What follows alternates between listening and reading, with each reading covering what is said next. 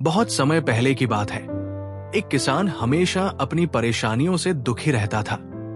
उसकी फसल कभी अच्छी होती, कभी खराब। उसकी पत्नी कभी उसे प्यार करती तो कभी लड़ती। उसका बच्चा कभी उसकी बात मानता तो कभी उसे परेशान करता। इन सारी बातों से परेशान होकर वो गौतम बुद्ध के पास गया। किसान ने बुद्ध को अपनी सभी समस्याएं गिनाई और उनसे समाधान मांगा। बुद्ध चुपचाप उसकी बातें सुनते रहे।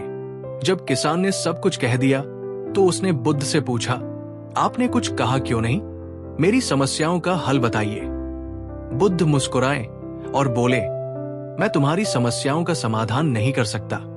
हर इंसान के जीवन में सुख दुख, समस्याएं और चुनौतियां आती हैं। ये जीवन का अटल सत्य है।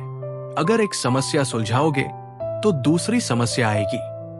समस्याओं से बचने की कोशिश ही तुम्हारी सबसे बड़ी समस्या है। किसान को गुस्सा आया। उसने कहा, तो लोग आपको महात्मा क्यों कहते हैं? आप मेरी कोई मदद नहीं कर सकते? बुद्ध ने उत्तर दिया, मैं तुम्हारी ये समस्या हल कर सकता हूं कि तुम हमेशा बिना समस्याओं वाला जीवन चाहने की सोच छोड़ दो। जब तुम ये स्वीकार कर लोगे कि समस्याएं जीवन का हिस्सा है, तभी तुम शांति से जी सकोगे। बुद्ध की बातें सुनकर किसान को अपनी भूल समझ आई। उसने उनके पैर छुए और धन्यवाद कहा। सीख, हमें अपनी परेशानियों से घबराना नहीं चाहिए।